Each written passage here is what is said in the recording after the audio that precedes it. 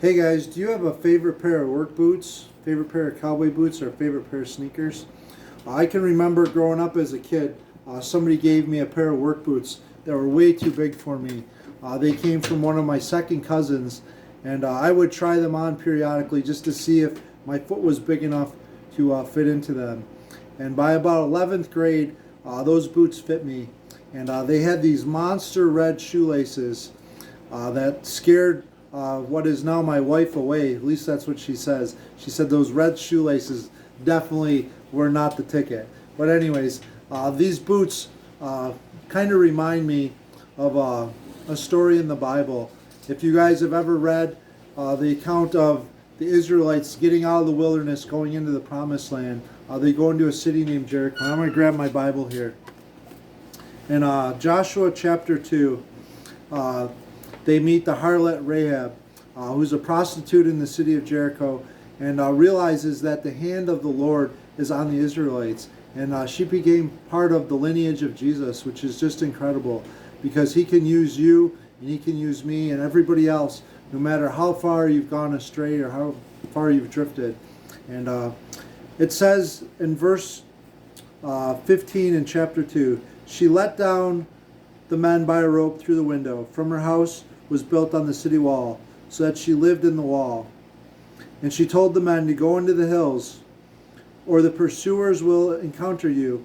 Hide there for 3 days until the pursuers have returned from the city, and afterwards you may go on your way. The men said to her, we will be guiltless with respect to this oath of yours that you have made to swear. Behold, when we come into the land, you shall tie this scarlet cord in the window through which you let us down, and you shall gather it into your house, and gather into your house your father and your mother, your brothers, and all your household, and it'll go well with you. And here we see this picture of this red thread so early on in the Old Testament.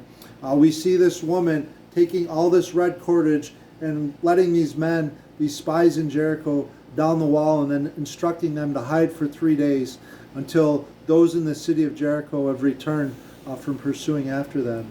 And they tell her, when we come back and this city is destroyed, I'll let down that red thread. And I wore out those red boots, and I still have the red shoelaces to this day. I made this thing for doing like forearm workouts. So here we go here. But that is what I did with my red shoelaces. Kind of remember them. And you know what? She was remembered when the Israelites came into Jericho and that city was destroyed. That was the only part of the city wall that did not crumble and fall. And she joined the Israelites and joined the family of Jesus. In the New Testament, in Hebrews chapter 11, the book of faith, we see in verse 31 that Rahab is remembered.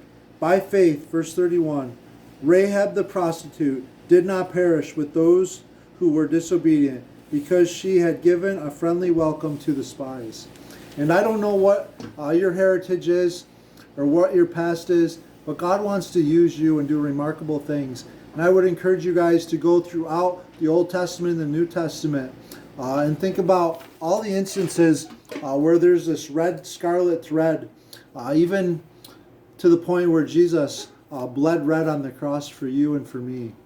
Thank you guys for joining us. I just wanted to share the memories of my red shoelaces with you guys, and just how every time I see those shoelaces, it reminds me of the blessing that God has given me and for his blood that was shed on the cross. Thank you for joining us here at Modeling Manhood. And as always, remember to marry your maker and journey with Jesus. Catch you soon.